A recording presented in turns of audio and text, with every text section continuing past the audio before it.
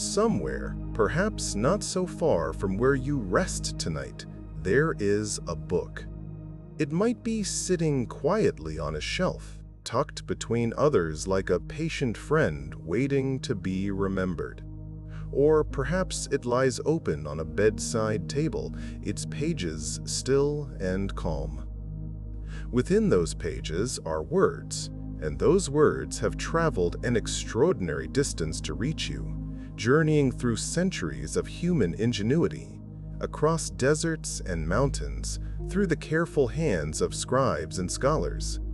Tonight, as the world grows soft and quiet around you, we shall follow those words backward through time, tracing their gentle path all the way to the very beginning, to a moment when humanity first dreamed of capturing a thought and making it last forever. Before there were pages, before paper or parchment or ink, there was simply the human voice. Stories drifted from one generation to the next, like seeds on a gentle wind, grandmother whispering to grandchild, elder teaching apprentice, each telling, adding small flourishes, gentle variations. These spoken tales were precious, but they were also fragile. Voices fade. Memories blur and shift like clouds. And so, in some quiet moment, lost to prehistory, someone looked at the soft earth beneath their feet and wondered if perhaps a thought could be made permanent, pressed into clay, scratched onto stone, held in a way that time itself could not easily wash away. If you find comfort in these quiet journeys through history, you might consider staying with us a little longer. A simple subscription, a gentle click of appreciation, these small kindnesses help us continue creating peaceful moments like this one, stories designed for rest and contemplation. There is no hurry, of course. You may simply listen, let these words wash over you like a calm tide, and know that we are grateful for your presence here, wherever you are resting, however you came to find us on this tranquil evening.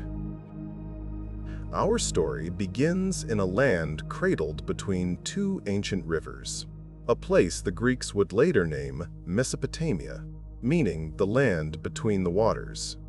Here, in the fertile valleys of what is now modern Iraq, some 5,000 years ago, people began to do something truly remarkable. They began to write. Not with pen and paper as we might imagine, but with sharpened reeds pressed into soft, wet clay, leaving behind small wedge-shaped marks that scholars would eventually call cuneiform, from the Latin word for wedge. These earliest writings were humble things, records of grain and livestock, tallies of trade and taxes, but even in their simplicity, there was a kind of quiet magic.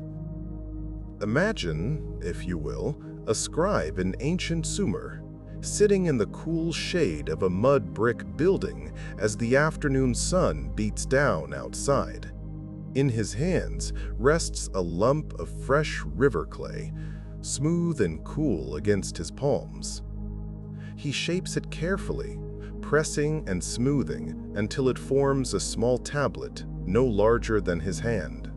Then, with a reed stylus cut to a precise point, he begins to press marks into the yielding surface.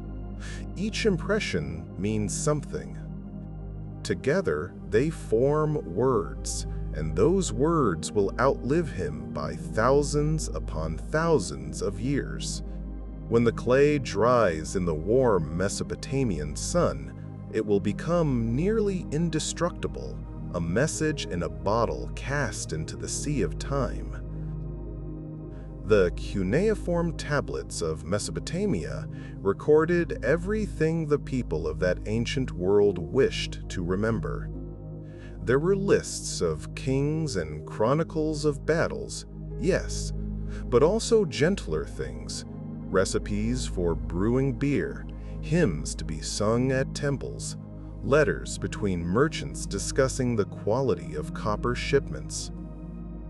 One tablet, nearly 4,000 years old, contains a schoolboy's homework, complete with corrections from his teacher. Another holds a lullaby, sung by mothers to their children in a language that has not been spoken aloud for millennia. In these small clay rectangles, we find not just history, but the warm breath of everyday life preserved across an unimaginable span of years. Perhaps the most famous of all cuneiform texts is the Epic of Gilgamesh, a tale so old that it makes Homer's Odyssey seem almost modern by comparison. Written on 12 clay tablets, this ancient poem tells the story of a king who feared death and journeyed to the ends of the earth, seeking immortality. He failed in his quest, as all mortals must, but the story itself achieved what its hero could not. It survived.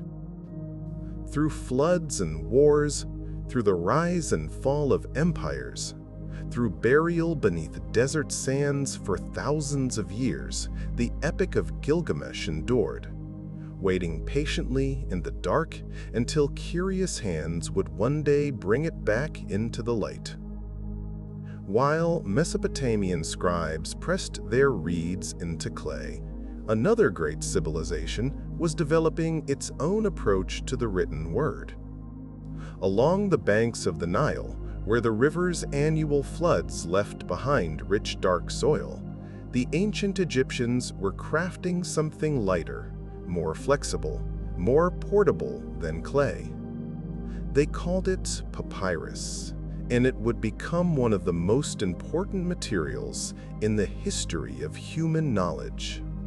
Made from the pith of a tall reed that grew abundantly in the Nile Delta, papyrus would carry the thoughts of pharaohs and priests, poets and scribes, across continents and centuries. The making of papyrus was a craft passed down through generations of Egyptian artisans. First, the tall reeds were harvested from the marshy edges of the river, their green stalks cut close to the water. Then, the outer rind was stripped away, revealing the soft white pith within. This pith was sliced into thin strips, which were laid side by side on a flat surface, then covered with another layer of strips placed crosswise. The whole arrangement was moistened with Nile water and pressed, sometimes beaten, until the natural sugars in the plant fused the strips together into a single smooth sheet. When dried in the Egyptian sun, the result was a surface wonderfully suited to ink and brush. Unlike clay tablets, which were heavy and could only hold limited text, papyrus sheets could be glued together end to end, creating long scrolls that could contain entire books' worth of writing. A single scroll might stretch 20 or 30 feet when fully unrolled, yet it could be carried under one arm with ease.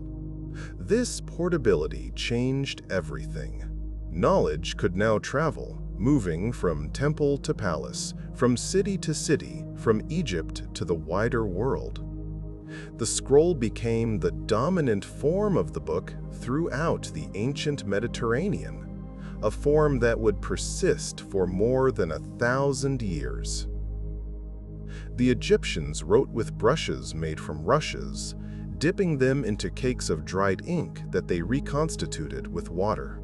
Black ink came from soot mixed with gum, while red ink, used for headings and special notations, was made from ochre ground to a fine powder.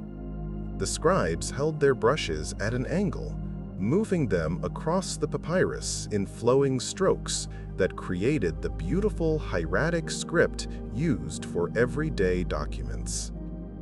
Writing was considered a sacred gift from Thoth, the ibis-headed god of wisdom, and scribes occupied a privileged position in Egyptian society, their skills opening doors to power and prosperity. Among the treasures that have survived from ancient Egypt are the books of the dead, elaborate scrolls prepared to guide souls through the dangers of the afterlife. These papyri were often beautifully illustrated with scenes of judgment and paradise, the deceased shown standing before Osiris while their heart was weighed against a feather. Each scroll was personalized, the name of its owner carefully inscribed throughout the text. Some were simple and modest, while others stretched to extraordinary lengths, filled with spells and prayers and colorful vignettes. They were placed in tombs alongside mummies, quiet companions for the longest journey of all.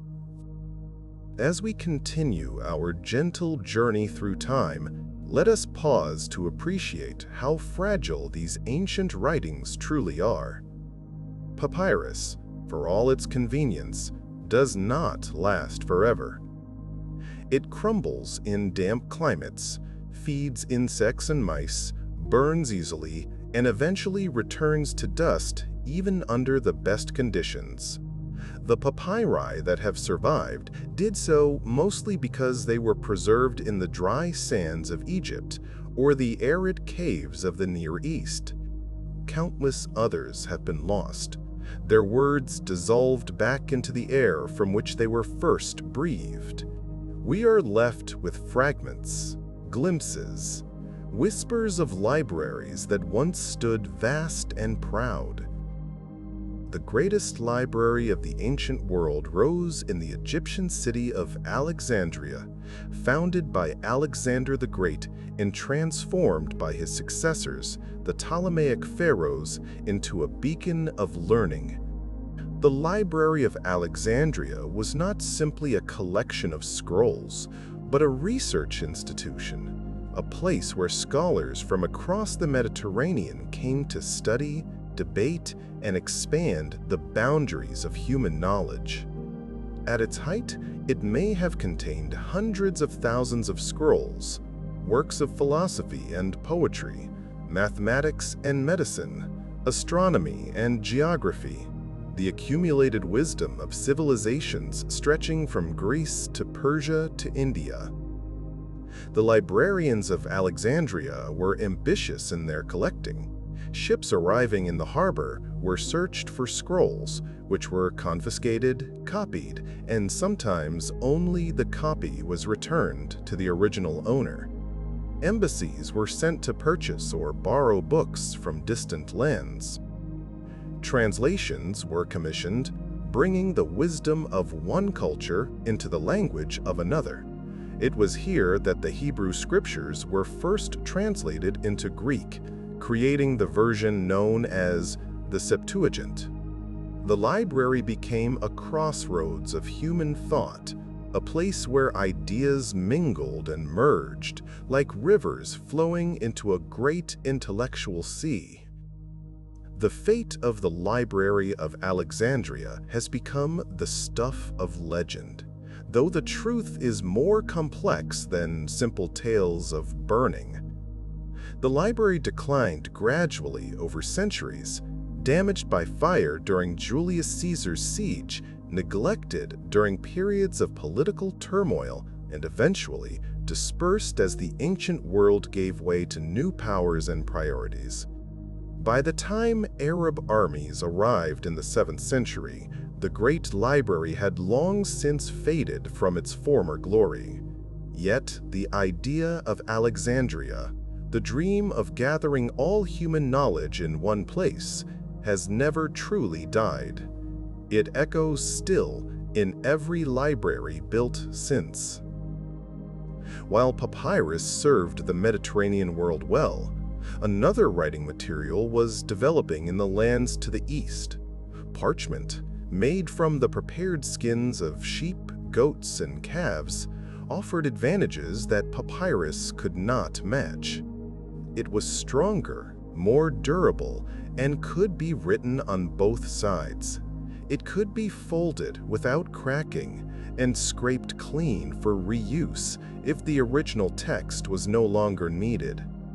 Legend attributes its invention to the city of Pergamon in Asia Minor, whose scholars, cut off from Egyptian papyrus by a trade embargo, developed this alternative out of necessity.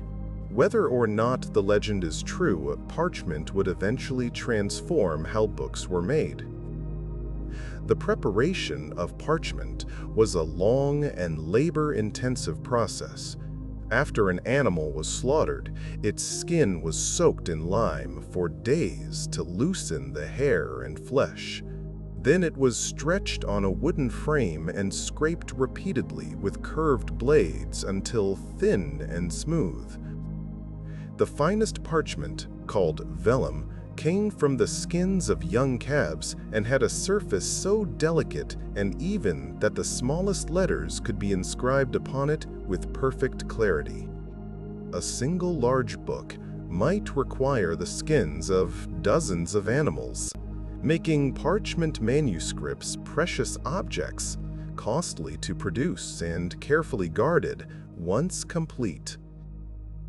The shift from scroll to codex, the form of book we know today with separate pages bound together between covers, happened gradually over the first centuries of the Common Era. Early Christians seem to have favored the codex form, perhaps because it distinguished their scriptures from the scrolls of Jewish synagogues and pagan temples, or perhaps simply because codices were more practical, easier to navigate, and could hold more text in less space.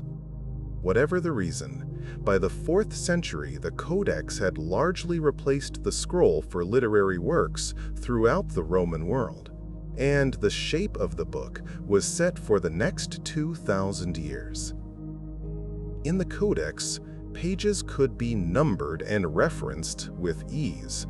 Readers could flip quickly to a passage they wished to revisit, something impossible with a scroll that had to be rolled and unrolled from beginning to end. Indexes and tables of contents became practical for the first time. The codex was, in its own quiet way, a revolution in information technology, making texts more accessible and usable than ever before. The simple act of turning a page, which we now take entirely for granted, was once a new invention, a small miracle of convenience that changed how humanity interacted with the written word.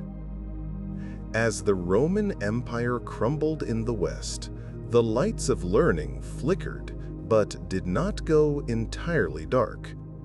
In scattered monasteries and remote abbeys, monks continued the patient work of copying manuscripts, preserving the knowledge of antiquity through centuries of upheaval and uncertainty. These were quiet men, devoted to prayer and contemplation, who saw in the preservation of books a form of worship.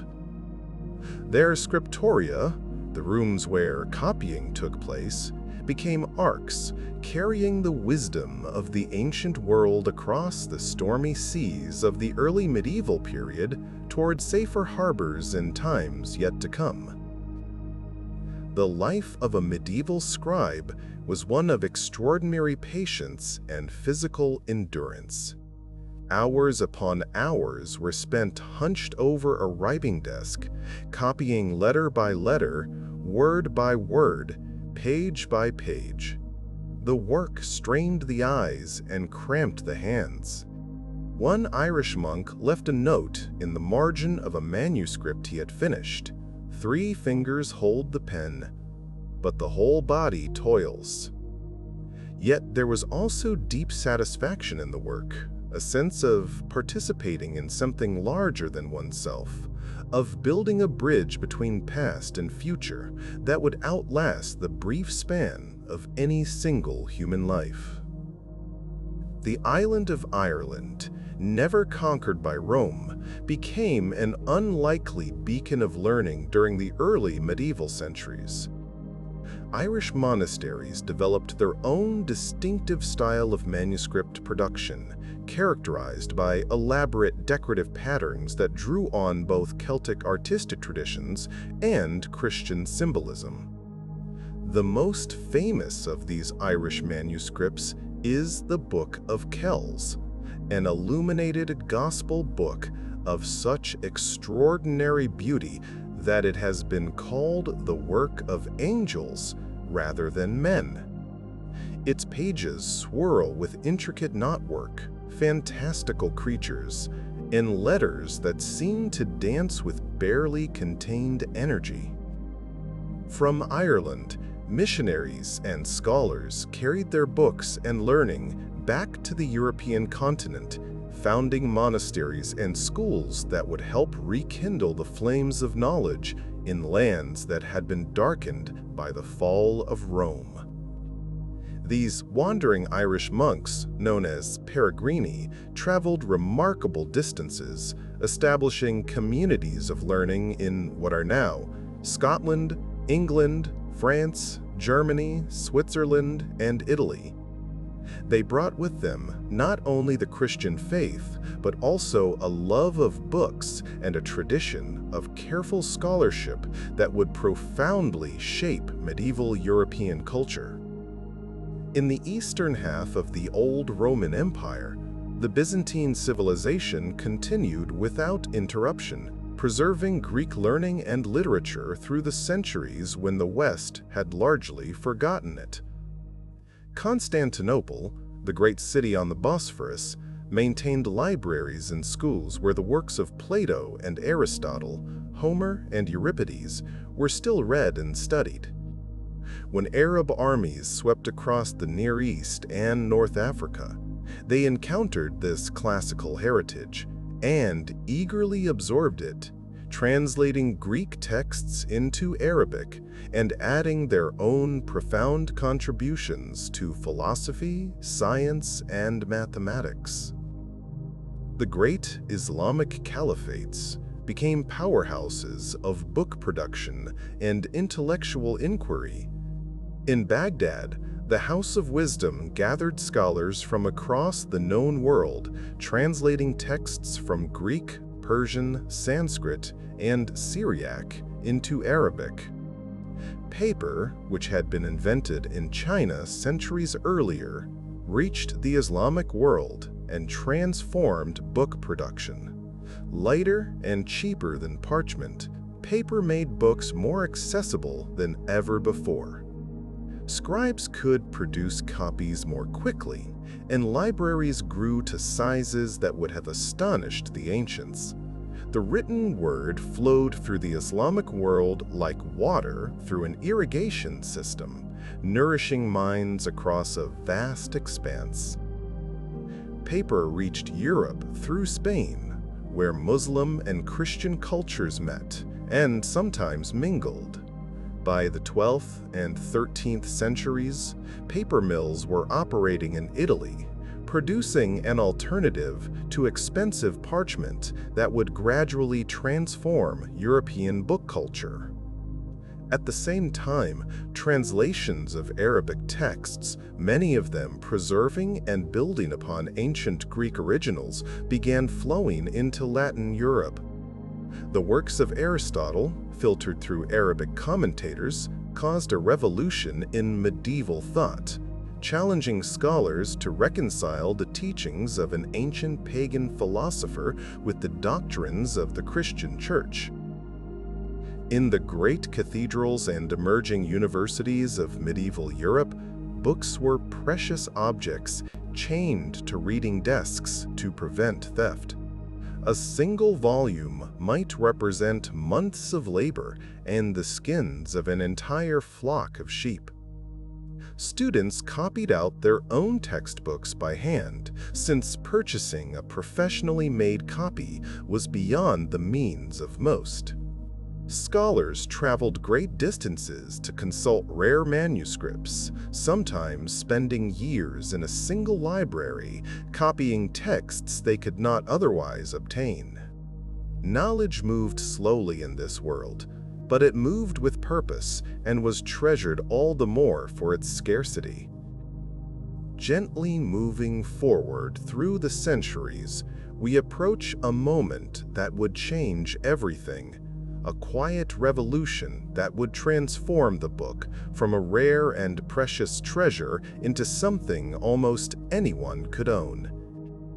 But before we reach that turning point, let us pause to appreciate the world that existed before, a world where every book was handmade, where every copy was slightly different from every other, where the personal touch of the scribe was visible on every page.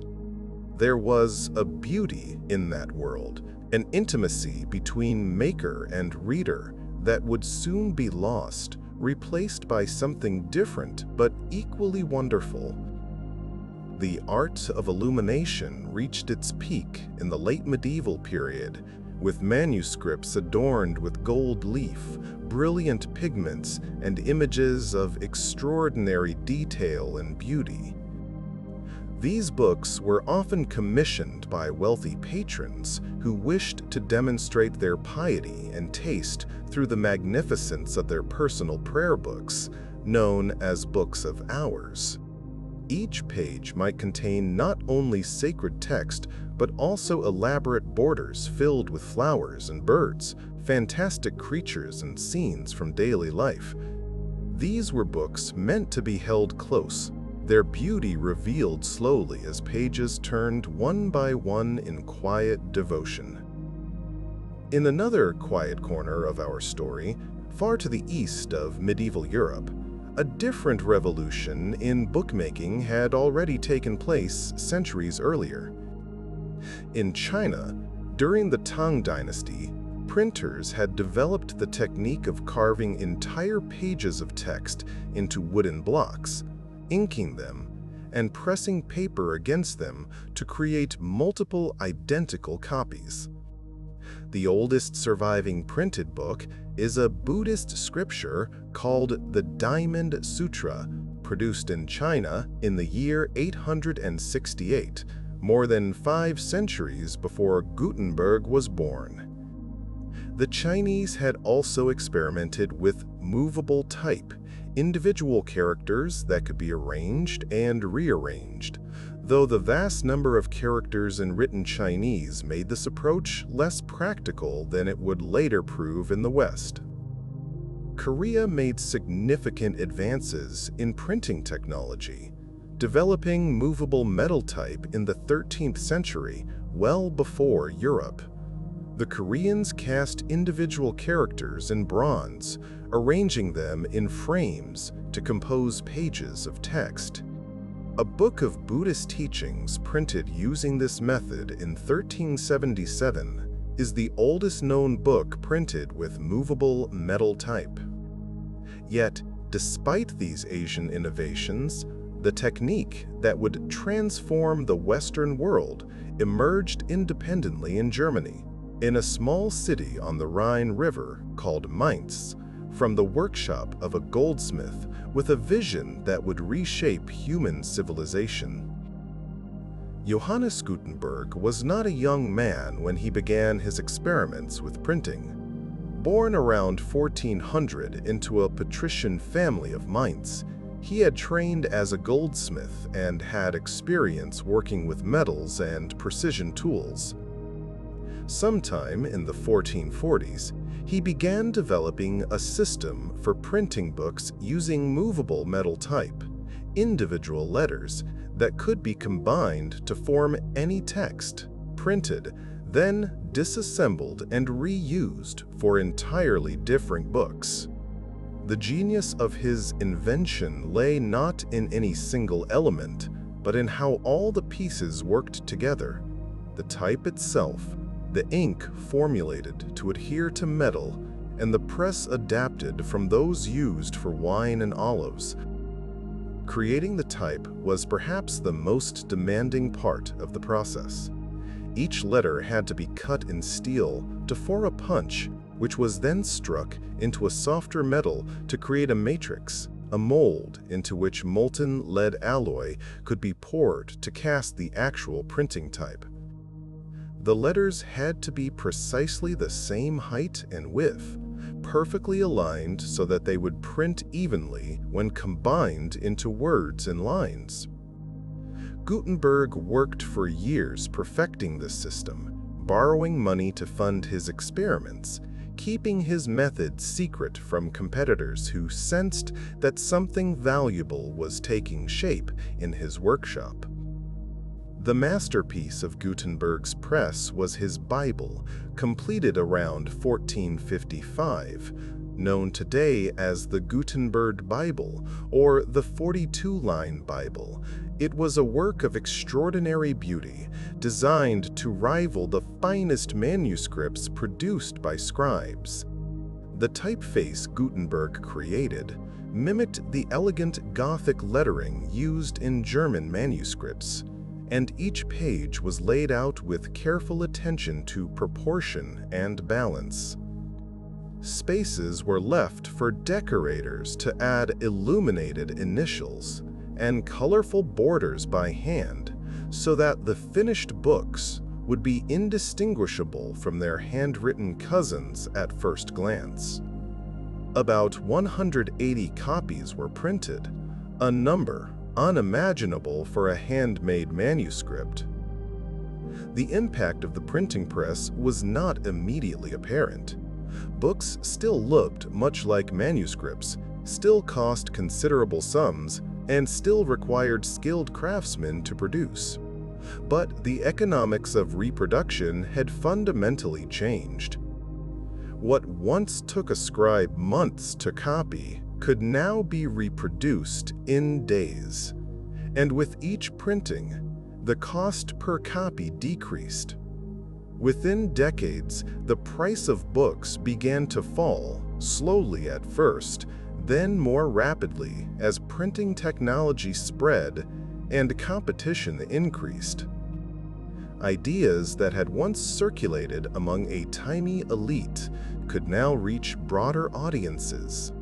The barriers to knowledge were beginning to crumble. The technology spread with remarkable speed. By 1480, printing presses were operating in more than 100 cities across Europe. Venice became a particular center of the book trade, its printers producing editions of classical texts that scholars eagerly purchased. The Aldine Press, founded by Aldus Manutius, pioneered the pocket-sized book, making literature portable in ways it had never been before. Aldus also developed the italic typeface, based on humanist handwriting, which allowed more text to be fitted on each page. His dolphin and anchor device, symbolizing the motto, "Make haste slowly," became a trusted mark of quality. The Protestant Reformation, which began in 1517 when Martin Luther nailed his 95 Theses to a church door in Wittenberg, would have been impossible without the printing press. Luther's writings were reproduced and distributed across Germany and beyond with unprecedented speed, reaching audiences that no medieval reformer could have dreamed of addressing. The printing press did not cause the Reformation, but it amplified and accelerated it, transforming a local theological dispute into a continental movement. For the first time, ordinary people could read the Bible in their own languages, interpreting Scripture for themselves rather than relying solely on priestly authority. Books became weapons in the religious wars that followed, and governments soon recognized the power of the press. Censorship regimes emerged across Europe, attempting to control what could be printed and who could print it. Licensed printers were required in many places, and forbidden books were burned in public squares. Yet ideas proved difficult to contain. Underground presses operated in secret, smuggling controversial text across borders. The struggle between those who wished to control information and those who wished to spread it freely had begun, a struggle that continues in different forms to this day.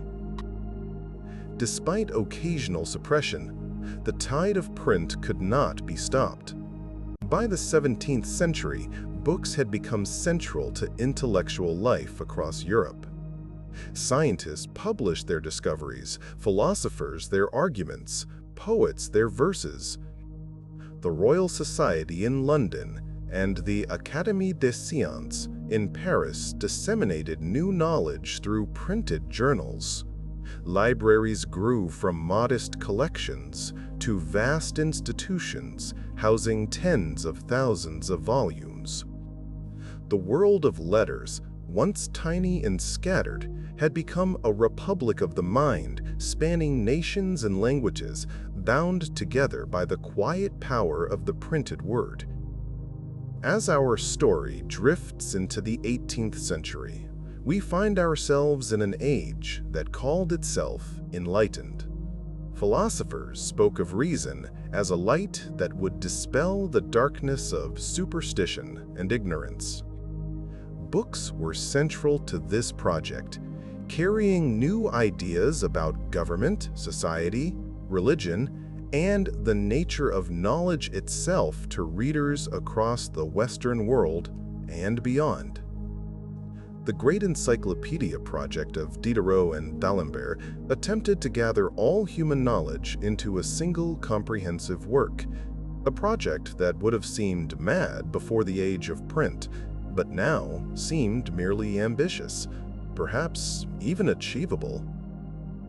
The Enlightenment ideals of education and improvement extended to literacy itself. For the first time, societies began to imagine that reading and writing might be skills available not just to priests and scholars and merchants, but to ordinary people. Schools spread, teaching children the basics of letters and numbers. Religious movements promoted Bible reading among their followers, requiring literacy as a spiritual obligation. Slowly, unevenly, but steadily, the proportion of the population that could read began to rise, creating ever larger markets for books and the ideas they contained. The novel emerged as a new literary form during this period, offering readers extended narratives of individual lives and inner experiences. Works like Defoe's Robinson Crusoe and Richardson's Pamela invited readers to identify with fictional characters, to imagine themselves in other circumstances, to develop empathy through the act of reading. The novel was sometimes dismissed by critics as a lesser form, unsuited to serious minds, but readers loved these stories and devoured them eagerly. The novel would go on to become the dominant literary form of the modern age, shaping how we understand ourselves and others. Books also became more beautiful during this period, as new techniques of illustration and binding were developed. Copper engravings allowed for finely detailed images that complemented the text, and later lithography would make illustrations even more accessible. Bookbinders developed elaborate techniques for decorating covers with gold tooling and colored leather, creating objects that were works of art as well as containers for words. A well-made book appealed to the sense of touch as well as sight, its weight and texture part of the pleasure of reading. The circulating library emerged in the 18th century as a way for readers who could not afford to purchase books to access them nonetheless. For a small subscription fee, members could borrow volumes and return them when finished. These libraries catered especially to the growing appetite for novels, allowing readers to consume the latest fiction without the expense of ownership. They were often run by booksellers as a sideline to their main business, and they brought books to towns and villages that had never had access to them before. Reading was becoming a habit available to the many, not just the few. The 19th century brought industrialization to the book trade. Steam-powered printing presses could produce pages far faster than the hand-operated presses that had served since Gutenberg's time. Paper-making machines created continuous rolls of paper from wood pulp, making paper cheaper than it had ever been. Stereotyping and electrotyping allowed printing plates to be preserved and reused, reducing the cost of reprinting popular works. These innovations combined to bring the price of books down dramatically, making them accessible to an expanding middle class and eventually even to working people of modest means. The railroad transformed book distribution as much as the steam press transformed production. Books could now travel quickly across vast distances, reaching bookshops and readers in far-flung towns within days of publication. Railway bookstalls, pioneered by W.H. Smith in Britain, brought books to travelers, offering entertainment for long journeys. The yellowback novel, so called for its bright printed cover, was designed specifically for railway reading, cheap enough to purchase on impulse and disposable enough to leave behind when the journey ended. Books had become consumer goods, produced and distributed on an industrial scale. Public libraries grew dramatically during the 19th century, supported by philanthropists who believed that access to books was essential for an educated citizenry. In America, Andrew Carnegie funded the construction of more than 1,600 library buildings, bringing free books to communities across the nation. In Britain, the Public Libraries Act of 1850 allowed towns to establish free libraries supported by local taxes. These institutions were more than just repositories of books. They were monuments to a democratic ideal, the belief that knowledge should be available to all regardless of wealth or station. Children's literature flourished in the 19th century as never before. Publishers recognized that young readers formed a distinct market with their own tastes and needs. Stories like Alice's Adventures in Wonderland, Treasure Island, and Little Women captured the imaginations of young people and have continued to do so for generations since. Illustrated books for children became increasingly elaborate and beautiful, with artists like Beatrix Potter and Kate Greenaway creating enchanting worlds on paper. The experience of being read to, of holding a beloved book, became a defining memory of childhood for millions. As the 19th century drew to a close, the book had achieved a form that would be recognizable to any reader today. Paper covers had given way to cloth bindings for most hardcover books. Dust jackets protected these bindings and provided space for attractive cover designs. Standard sizes and formats had emerged, making books easier to store and display. The practice of reading silently to oneself, which had once been unusual, was now entirely normal. The book had become an intimate companion, a friend held close in quiet hours, a window onto worlds both real and imagined. The 20th century would transform books once again, bringing them to audiences larger than any previous generation could have imagined. In 1935, a British publisher named Alan Lane founded Penguin Books, with a simple but revolutionary idea: high-quality literature at the price of a packet of cigarettes. His first 10 titles, including works by Agatha Christie and Ernest Hemingway, were sold in railway stations and chain stores alongside ordinary goods. The distinctive orange covers became instantly recognizable symbols of affordable culture. Within a year, Penguin had sold more than 3 million books, proving that there was a vast, hungry market for inexpensive, quality reading. The paperback revolution continued after the Second World War, with publishers on both sides of the Atlantic producing millions of inexpensive books. Armed Services editions had brought books to soldiers during the war, creating a generation of readers who had developed the habit in foxholes and on transport ships. After the war, these readers wanted more.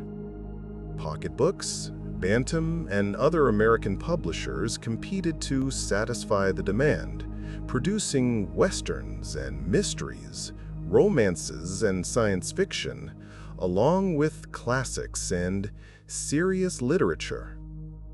Spinner racks appeared in drugstores and supermarkets, bringing books to places where they had never been sold before.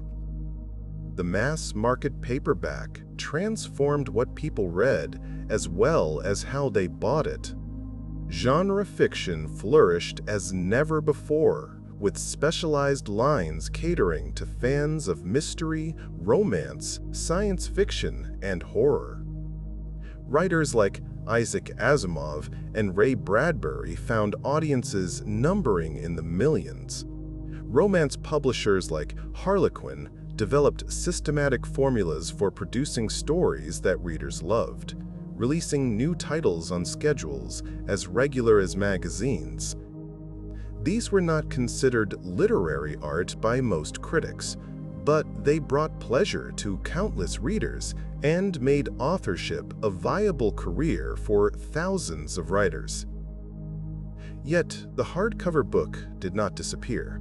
It remained the format of first choice for new releases by established authors, commanding higher prices and serving as the preferred format for libraries and serious collectors. The publishing industry developed a two-tier system, with hardcovers released first at premium prices, followed a year or so later by less expensive paperback editions. This allowed publishers to extract maximum value from each title, selling first to those eager enough to pay more, then reaching a broader audience as interest ripened and patience was rewarded. The 20th century also saw the rise of the literary agent and the professional author. Writing became a respectable career, with some authors achieving celebrity status and earning substantial incomes from their work. Bestseller lists tracked which books were selling most, and publishers competed intensely for the handful of titles that might reach those coveted positions. The book business became bigger and more commercial, with large publishing houses growing larger still through mergers and acquisitions. Yet, even as the industry consolidated, new voices continued to emerge, finding readers through a system that, for all its flaws, remained relatively open to fresh talent. Photography and new printing techniques transformed book illustration during the 20th century. Where once all images had to be drawn or painted by hand, now photographs could be reproduced with perfect fidelity. Coffee table books emerged as a distinct category, offering lavish photographic presentations of art, nature, travel, and culture. These were books meant to be displayed as much as read, objects of beauty that proclaimed the taste of their owners. Even ordinary books incorporated more images than ever before, enriching texts with visual information that earlier generations could only imagine. The independent bookshop became a cultural institution during the 20th century, a gathering place for readers and a launchpad for new voices. Shops like Shakespeare and Company in Paris, City Lights in San Francisco, and countless beloved local stores around the world offered more than mere commerce. They provided community, curation, and conversation. A knowledgeable bookseller could guide readers toward treasures they might never have discovered on their own. These shops were labors of love as much as businesses, and the best of them became institutions that shaped the literary culture of their cities. The second half of the 20th century brought new challenges to the book world. Television competed for leisure time, offering entertainment that required no literacy at all. Critics worried that reading would decline, that books would become relics of a pre-electronic age. Yet somehow books persisted.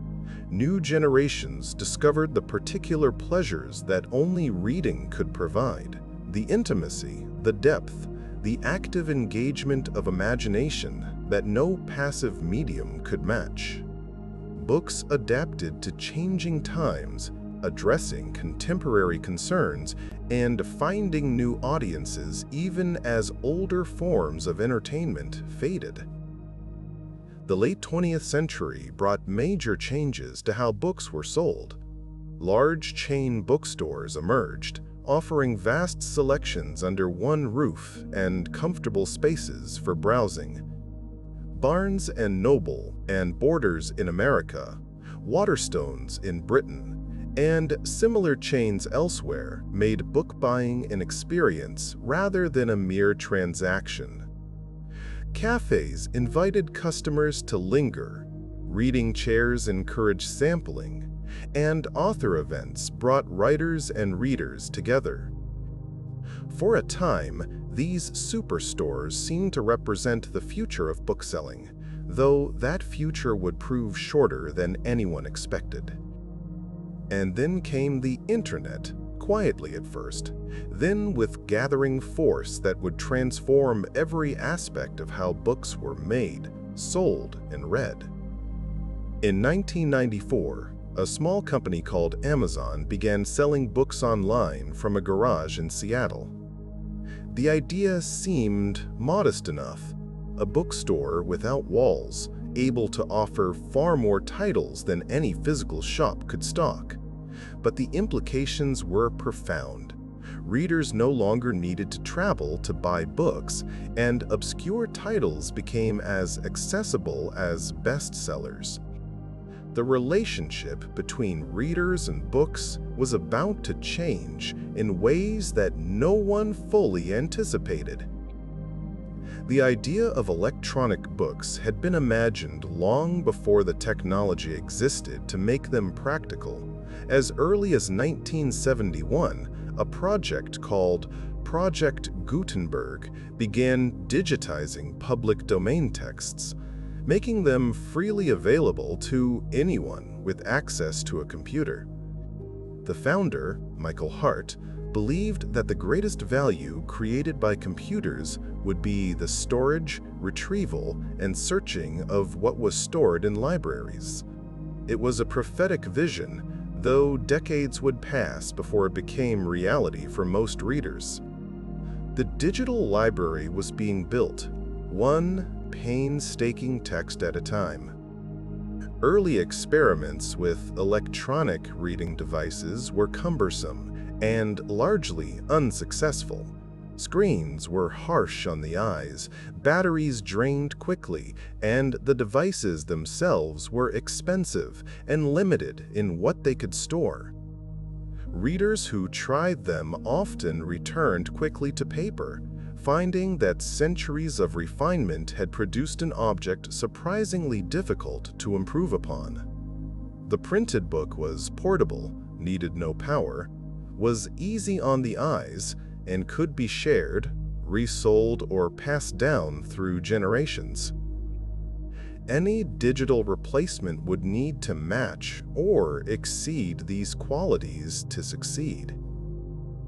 The breakthrough came with electronic ink, a display technology that mimicked the appearance of paper. Unlike backlit screens, e-ink displays reflected ambient light, allowing for comfortable reading even in bright sunshine. They used almost no power except when turning pages, allowing batteries to last for weeks instead of hours. When Amazon launched the Kindle in 2007, it sold out within hours. Readers discovered that a device weighing less than a paperback could carry an entire library in their pocket. The age of the e-book had finally quietly arrived. The e-book offered conveniences that physical books could not match. Dictionary lookups were instant, allowing readers to understand unfamiliar words without interrupting their flow. Notes and highlights could be searched and organized. Font sizes could be adjusted for tired eyes or dim lighting. Books purchased on one device could be read on others, syncing progress automatically. For travelers, the ability to carry dozens of books without additional weight seemed almost magical.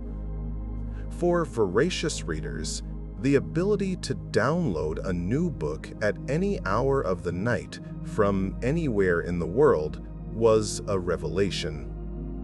Yet, for all their conveniences, ebooks could not entirely replace the physical book. Many readers missed the tactile pleasure of paper, the satisfaction of seeing progress through a volume as pages accumulated on the left. They missed the ability to lend books freely, to browse shelves in bookshops and libraries, to display their reading on shelves that revealed something of their character. The e-book was wonderful for some purposes, but it could not satisfy every need.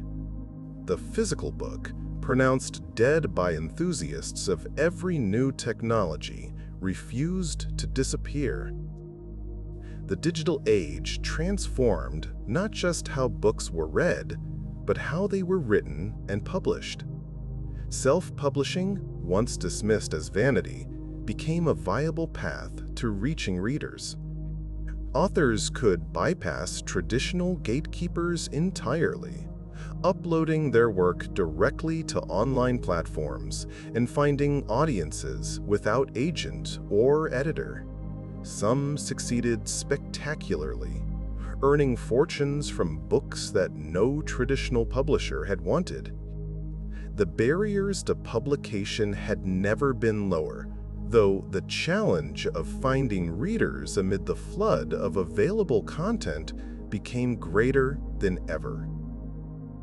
Audiobooks experienced a remarkable renaissance in the digital age. Though recorded books had existed since the 1930s, produced originally for the blind, they had remained a niche format for decades. Digital distribution changed everything. No longer bound by the bulk of cassette tapes or compact discs, audiobooks could be downloaded instantly and carried in devices that fit in a pocket.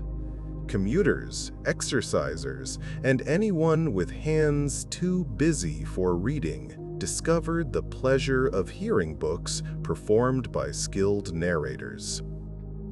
The ancient art of oral storytelling found a new form, adapted perfectly to modern multitasking lives. The relationship between books and other media grew more complex in the digital era. Books became properties to be adapted into films, television series, video games, and merchandise. Successful franchises like Harry Potter and Game of Thrones demonstrated that a beloved book could spawn entire entertainment ecosystems. the boundaries between reading and other forms of consumption blurred. Yet, at the center of these empires, the book often remained, the original source from which everything else flowed, the anchor that gave meaning to the surrounding commerce. Libraries adapted to the digital age, sometimes painfully, sometimes with surprising grace. E-book lending emerged, though with restrictions that frustrated both librarians and patrons. Digital archives made rare materials accessible to anyone with an internet connection, democratizing access to treasures that had once required travel to distant reading rooms. At the same time, libraries increasingly became community centers, offering not just books but programs, classes, meeting spaces, and technological access. The library of the 21st century was not quite what its predecessors had been, but it remained a vital institution, evolving to meet new needs. In this shifting landscape, independent bookshops experienced an unexpected resurgence.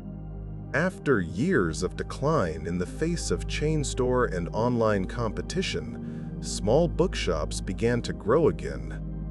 Readers discovered that they valued the personal touch, the curated selections, the sense of community that only a local shop could provide. Some focused on particular niches, becoming destinations for lovers of mystery or poetry or children's literature. Others simply offered what algorithms could not, a knowledgeable bookseller who understood what a particular reader might enjoy next.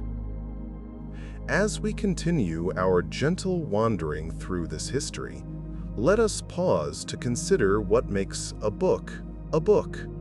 Is it paper and ink, or is it something more essential, something that persists regardless of medium?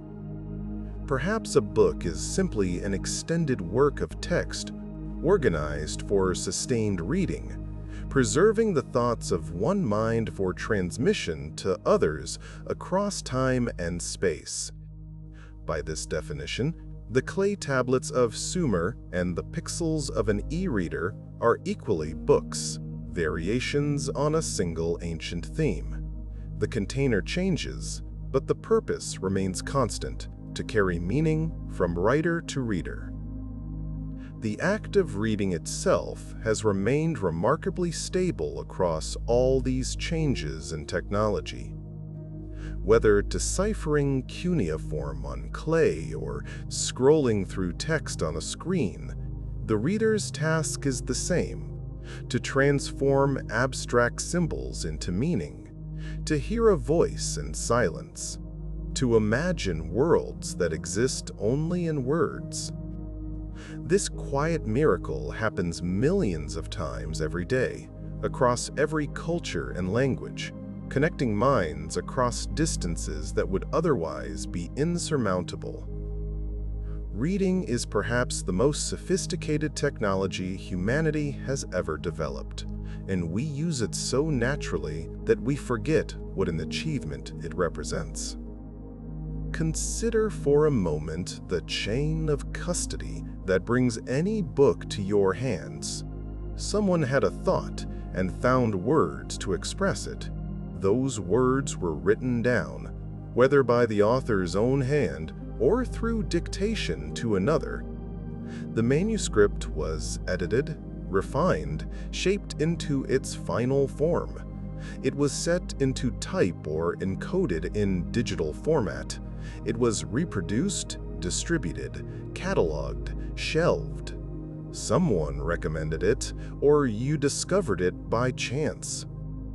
And now, those original thoughts, transformed through so many steps, are flowering again in your mind. The chain stretches back to the first moment of inspiration and forward to wherever your understanding will carry it. Books have been many things to many people across the ages. They have been sacred objects, containers of divine revelation handled with reverence and kissed before opening. They have been treasures hoarded by collectors and guarded in vaults. They have been weapons, their ideas so dangerous that authorities burned them in public squares. They have been friends, offering comfort in lonely hours. They have been teachers, opening doors to knowledge that would otherwise remain closed. They have been mirrors, showing readers themselves in new and sometimes uncomfortable ways. A book can be any of these things, or all of them at once. Some books have changed the course of history. The Bible has shaped civilizations. The Communist Manifesto reshaped nations. The Origin of Species transformed how we understand life itself. Yet most books are more modest in their ambitions, seeking simply to entertain, to inform, to offer a few hours of companionship. These humble books matter too, perhaps more than we realize. They form the texture of daily life, the background against which larger ideas play out. A culture is not just its great books, but all its books, the millions of volumes that together create a world of shared reference and imagination. What will become of books in the centuries ahead? The honest answer is that no one knows. Technologies we cannot imagine may transform reading in ways we cannot predict. Perhaps books will be beamed directly into minds, experienced rather than read. Perhaps they will become immersive environments, stories you inhabit rather than observe. Perhaps they will evolve in ways entirely beyond our current imagination. Or perhaps, despite all changes, something very like the book will persist, because the human need to communicate complex ideas through sustained text is fundamental to who we are. The remarkable thing is how many ancient books remain readable and relevant today. The Epic of Gilgamesh, written on clay tablets 4,000 years ago, still moves readers with its meditation on mortality and friendship. The Meditations of Marcus Aurelius, composed by a Roman emperor nearly 2,000 years ago, still offers practical wisdom for daily life. These texts have outlasted the civilizations that produced them, the languages in which they were written, even the names of most who ever read them. In books, the dead speak to the living, and the conversation never ends. Perhaps this is the deepest magic of books, their ability to collapse time, to let us sit with minds separated from our own by centuries or continents. When you read Plato, you encounter the same words that ancient Athenians read in papyrus scrolls. When you read Shakespeare, you share something essential with audiences at the Globe Theatre 400 years ago. The particulars of life may change beyond recognition, but through books, something human persists, jumping like an electrical spark across the gaps that time creates. As the hour grows late and sleep draws nearer, let us reflect on what we have witnessed in this journey. We began with the first scratches in clay, those tentative marks made by scribes in Mesopotamia who could not have imagined where their invention would lead. We followed the written word through papyrus and parchment, through scrolls and codices, through handwritten manuscripts and printed books, through paperbacks and e-books. At each stage, people worried that the new form would destroy what came before. At each stage, books survived and adapted, finding new ways to fulfill their ancient purpose. Through all these transformations, Certain things have remained constant. A person sits with the text, whether carved in stone or glowing on a screen. Symbols resolve into meaning. A voice emerges from silence. Thoughts travel from one consciousness to another. The essential miracle of reading, the reason books have survived every challenge, is that they accomplish something no other technology can quite match. They transmit the interior of one mind into another with a fidelity and depth that spoken words alone cannot achieve. This is what books do, what they have always done, what they will likely always do. Think of all the books that have touched your own life, the ones that mattered to you at different times and for different reasons. Perhaps there was a picture book that first opened the gates of imagination, its illustrations more vivid in memory than any photograph. Perhaps there was a novel read in adolescence that seemed to understand you better than anyone around you did. Perhaps there was a work of non-fiction that changed how you saw the world, that rearranged the furniture in your mind. These books are part of you now, woven into the fabric of who you have become. Every reader creates a personal library, whether physical or mental, of the books that have meant most to them. Some of these libraries take form on shelves, carefully arranged and proudly displayed. Others exist only in memory, the books themselves long since lost or given away, but their impressions remaining. These personal libraries are as individual as fingerprints, shaped by chance encounters and deliberate searching, by moments of need and moments of curiosity. No two readers have read exactly the same set of books in exactly the same order, at exactly the same points in their lives. There is a particular pleasure in rereading a beloved book, discovering how it has changed because you have changed. Words that passed unnoticed, the first time suddenly gleam with meaning. Passages that once seemed central now recede, while previously overlooked moments come to life. The book is the same, the words unchanged, yet the experience is entirely different. This is one of reading's quiet gifts. A book is never truly finished, never fully exhausted of meaning.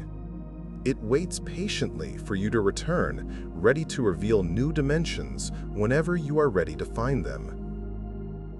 Books have a way of finding us at the right moment, as if they had been waiting for precisely the time when we needed them most. You pick up a book at random, or receive one as a gift, or stumble upon a recommendation, and it speaks directly to something you are struggling to understand. These encounters feel like more than coincidence, though they may be nothing more. Perhaps books accumulate power, simply by existing in such numbers, that the right one is always out there somewhere, waiting to be discovered by the reader who needs it. The books we never finish reading also have their place in our lives. We start with enthusiasm, progress a little way, and then set the book aside, meaning to return, but somehow never doing so.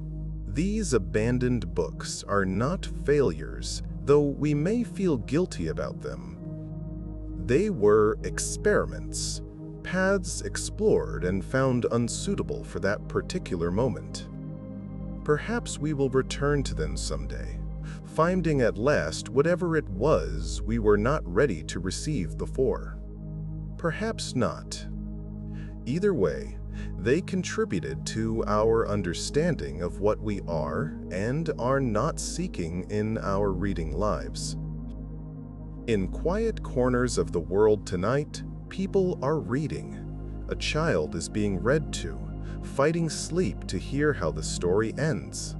A student is laboring through a difficult text, building understanding one paragraph at a time.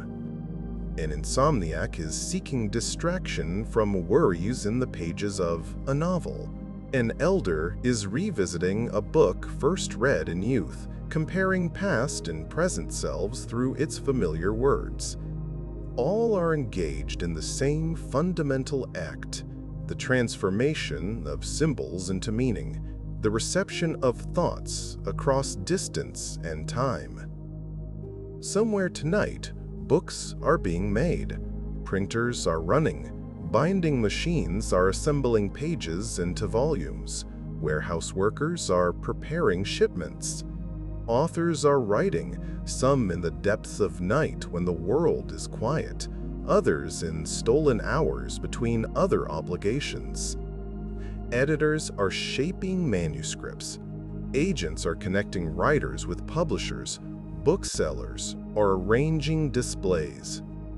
The vast machinery of the book world turns ceaselessly, driven by the same basic impulse that moved that first Sumerian scribe, the desire to make something that will last, that will carry meaning beyond the moment of its making. And somewhere tonight, new readers are being born. Not yet capable of decoding the symbols on a page, these newest members of humanity will one day learn to read, joining the vast community of those who can access the accumulated thought of the ages. Their first encounters with books lie ahead of them, waiting like gifts not yet unwrapped. The stories that will shape their imaginations, the ideas that will inform their understanding, the words that will comfort them in difficult hours, all are out there already, waiting to be discovered. The miracle of reading will renew itself in them, as it has renewed itself in every generation. We are approaching the end of our gentle journey now, the hour growing soft and sleepy. The history of books stretches behind us like a river glimpsed from a bridge, its waters flowing from sources too distant to see toward a sea, too far ahead to imagine. We have walked along its banks for a while, noting the landmarks, watching the current change as technologies and cultures rose and fell. But the river flows on, carrying its cargo of meaning toward readers who do not yet exist in forms we cannot predict. The story of books continues with or without us. Perhaps you are still with us, following these words as sleep draws near. Perhaps your eyes have already closed, and these sentences are washing over you like waves on a quiet shore, half heard and half dreamed. Either way, you are welcome here. There is no test at the end of this journey, no requirement to remember every detail or draw profound conclusions. The history of books asks nothing of you tonight, except that you rest, and that perhaps, in some small way, you appreciate the remarkable chain of invention and dedication that brings any words to any reader anywhere. In another quiet part of the story, there are libraries that never close. The great digital archives of the 21st century stand ready at all hours, their servers humming in climate-controlled rooms, preserving texts that might otherwise have been lost forever.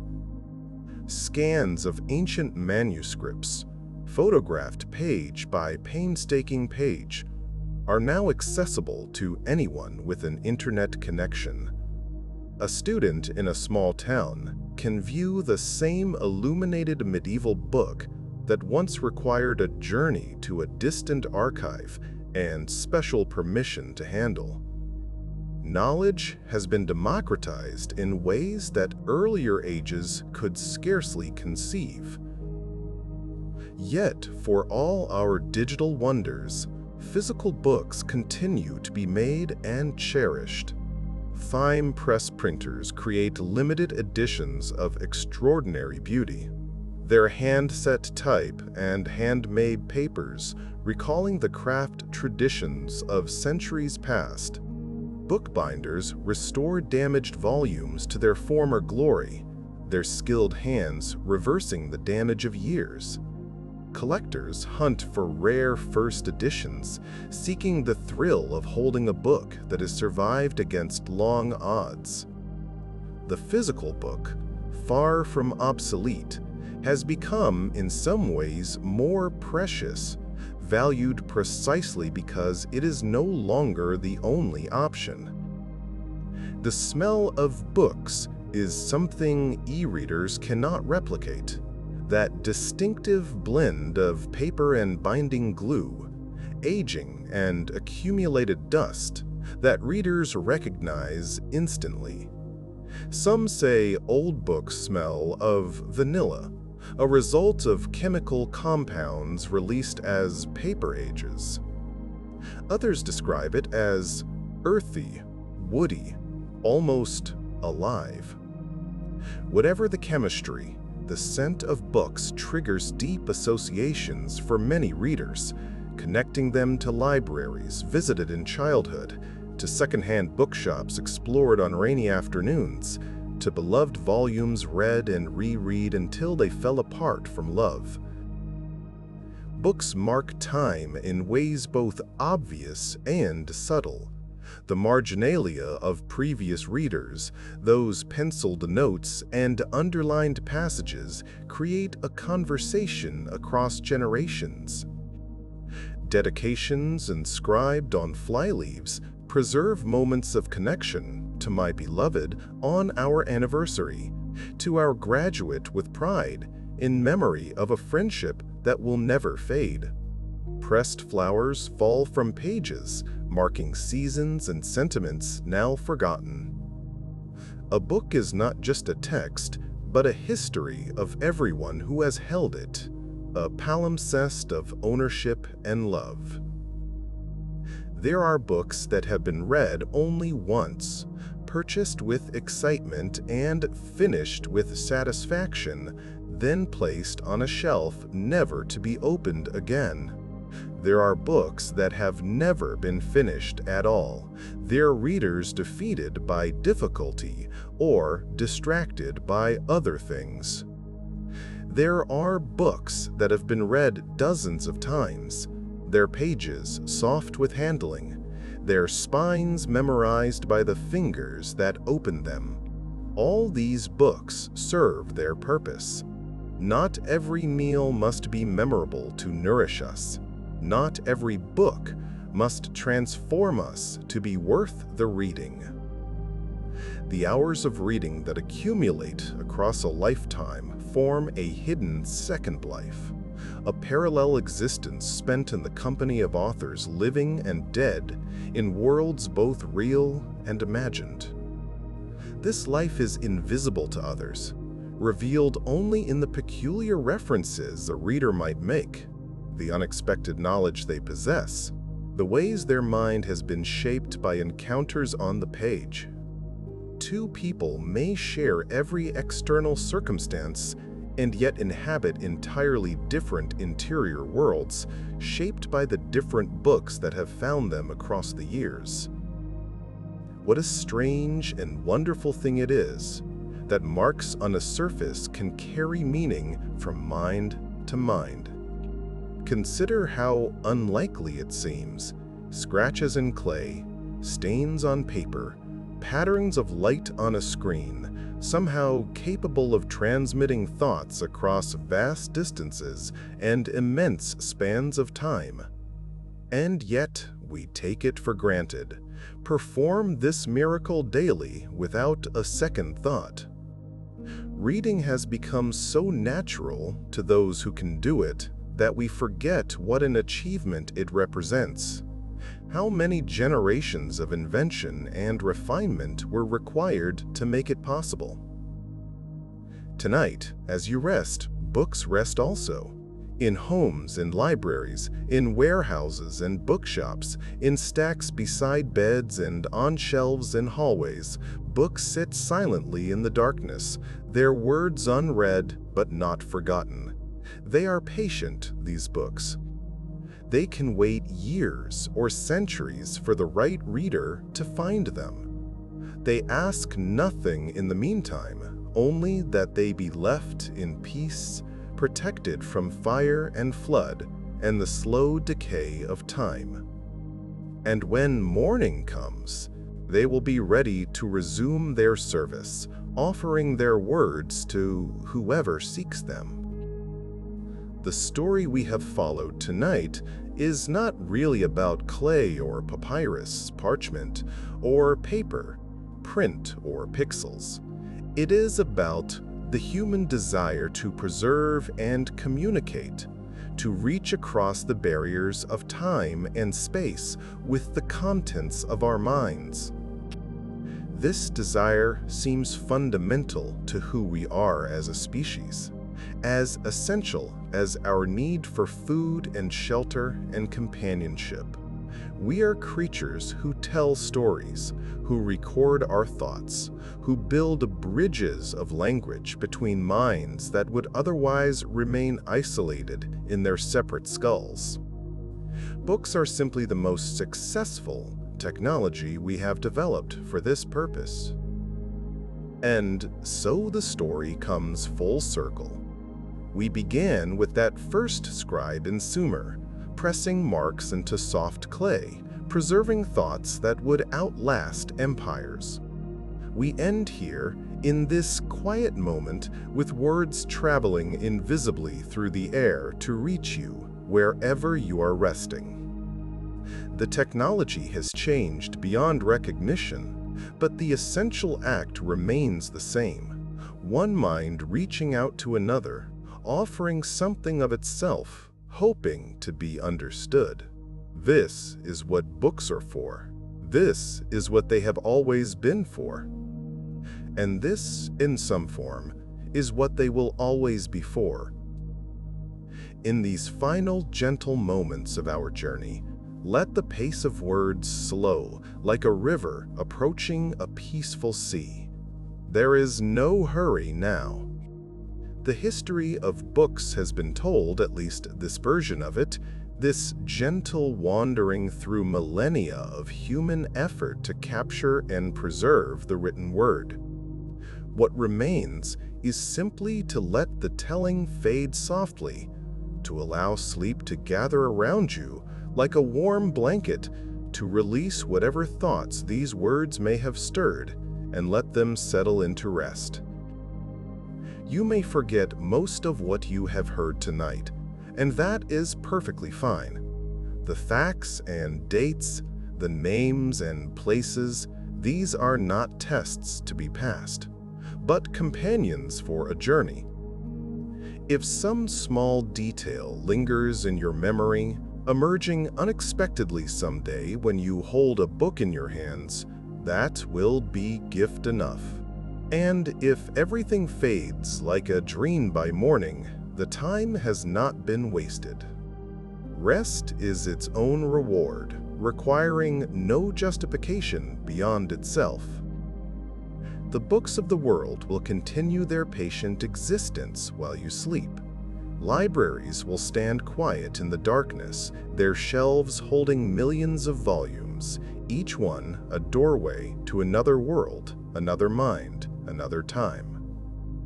Bookshops will wait for morning, their windows reflecting streetlights, their contents dreaming the dreams of unread stories. E-readers will rest on nightstands, their screens dark, their memories full of words awaiting the touch that will bring them back to life. The world of books sleeps when you sleep and wakes when you wake. Somewhere in the world, dawn is always breaking, and with it, the first readers of the day are opening their books. A student in one time zone begins her studies as another finishes his evening reading on the other side of the planet. The cycle of reading never stops. This global conversation conducted in silence. This shared solitude that connects millions who will never meet. You are part of this community, whether you read frequently or rarely, whether you prefer classics or popular fiction, whether you favor paper or screen. The world of readers is large enough for everyone. The voices in books never truly fall silent. Authors who lived centuries ago speak still through pages they touched only as manuscripts. Ideas that seemed revolutionary in their time have become the common assumptions of ours, their origins forgotten, but their influence remaining. Every book is a kind of time capsule, preserving not just information, but ways of thinking, ways of feeling, ways of being human that might otherwise have been lost. When you read, you join an unbroken chain of consciousness stretching back to the first written word and forward to the last. Let your breathing slow now, if it has not already. Let your body grow heavy, sinking gently into whatever surface supports you. The words I speak will continue for a little while longer, but they ask nothing of you. You need not follow every sentence or remember any particular phrase. Simply let the sounds wash over you, carrying you toward the sleep that waits at the end of this gentle path. The story is nearly told, and soon there will be only quiet, only rest, only the peaceful dark of dreamless night. Books have been companions to sleepers throughout history. Poets have read by candlelight until their eyes could no longer focus, then laid their volumes aside and slept with words still echoing in their minds. Scholars have fallen asleep at their desks, faces resting on open manuscripts, waking with the impression of letters on their cheeks.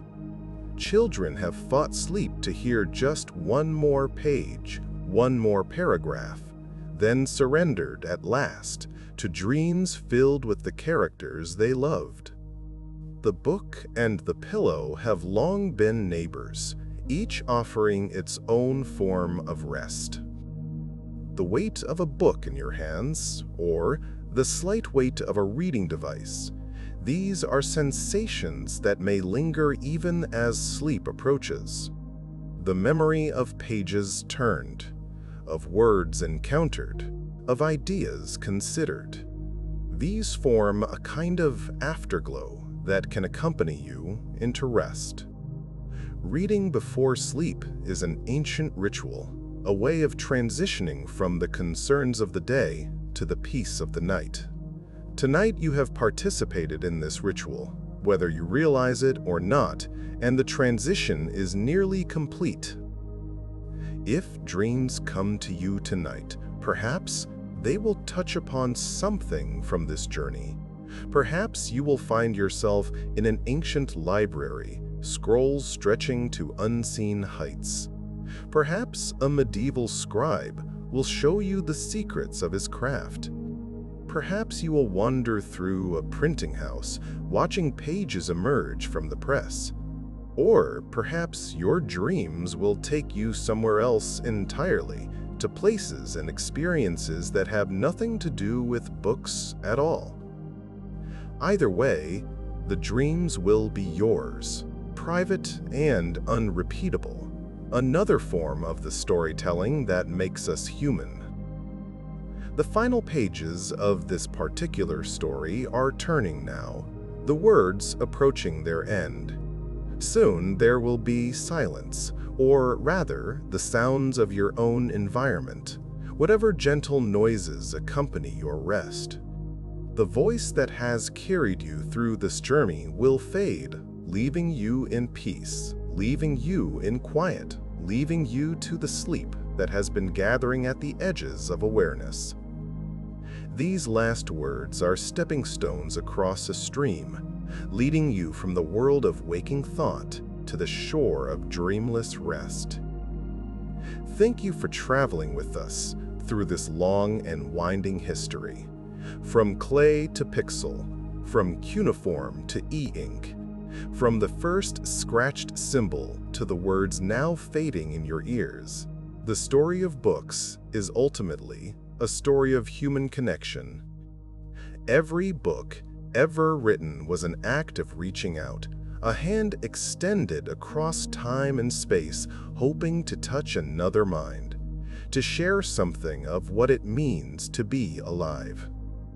You have been that recipient tonight, that distant reader the writers of history hoped someday to reach. These stories will be here whenever you wish to return. The history of books is patient, as books themselves are patient, waiting quietly on shelves and in servers for the moment when a reader seeks them out. Whether you return to this particular telling or find others, whether you explore the subjects we have touched more deeply, or simply let them rest as gentle impressions, the choice is entirely yours. There is no obligation, no expectation, only the open invitation that all books extend to all potential readers. The night outside, wherever you are, holds its own quiet beauty. Stars may be visible, or clouds, or the glow of a sleeping city. The world continues its slow rotation, carrying you and everyone you love through space at speeds our minds cannot truly comprehend. And yet here, in your small corner of this spinning world, there is stillness, there is safety, there is the peace that comes from laying down the day and accepting the gift of rest. These are ancient human experiences, as old as humanity itself, and books have accompanied them from the beginning.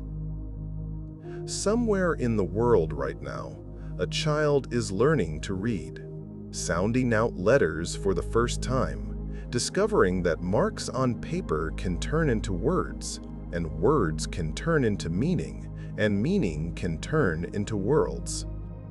This small miracle is unfolding in classrooms and living rooms around the globe, as it has unfolded in every generation since writing was invented.